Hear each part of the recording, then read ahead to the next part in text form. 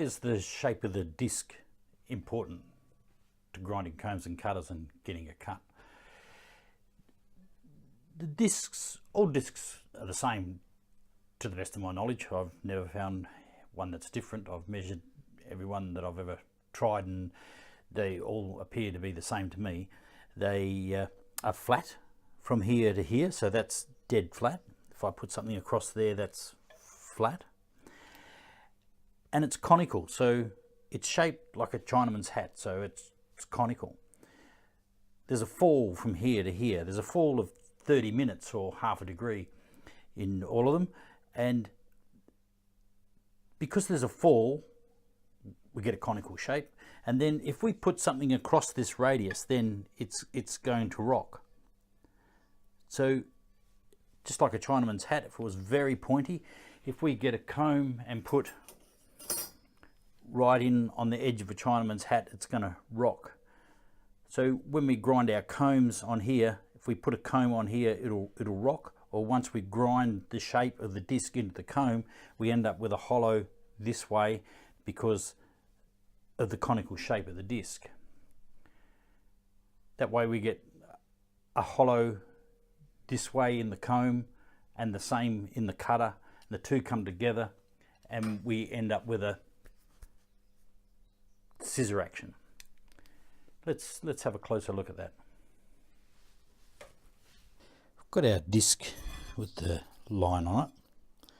If I get the rod out of my pendulum, which is straight, and put the rod over the line, then from here to here it's flat. You can see it's flat from here to here. It's flat on this side as well. It's machined all the way around, so it's flat. Every radius that we pick will be flat. Yet if I get this ruler and put it, if I put it across the whole disc, hold it in the center, you'll see there's a gap here, there's a gap here. So the disc is conical, slopes up here, down here, or up here, down here, whichever way you want to look at it. So it's shaped like a Chinaman's hat, or a top of a silo, or whatever you want to think about, but it's conical. Because of that, if I get my pendulum rod and put it across the line, you'll see it rocks. Better still, I'll get the ruler back. We'll put that across it, and you'll see it rocks. So there's a big gap here. I'll push down here now, and there's a big gap here. So it's rocking. Rocks more in the middle than what it does on the outside edge. So the more we're bringing it out, the least it rocks. So if we put a comb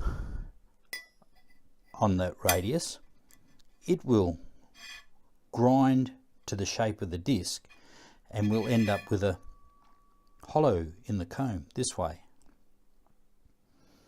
Cutter, the same.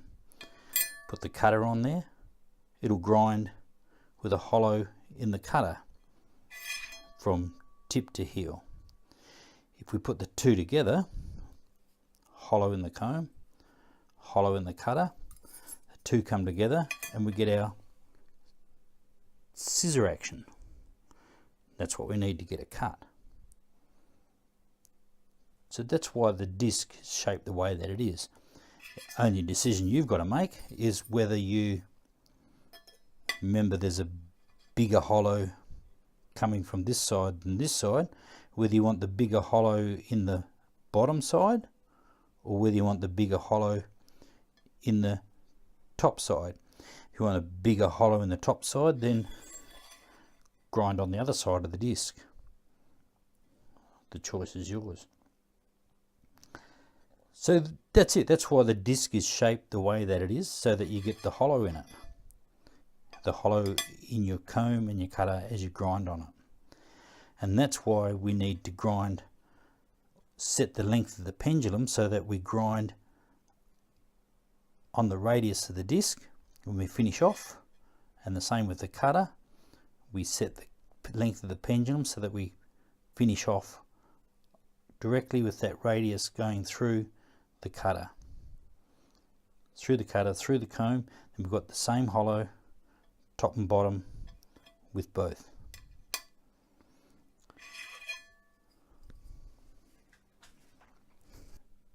So that's it. That's why the shape of the disc is the way that it is, to put the hollow in your comb. Plain and simple. All discs are the same. Look after them and they'll last you a lifetime. Hope that's some use to you.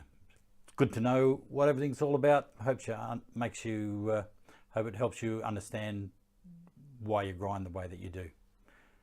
Have fun and good shearing.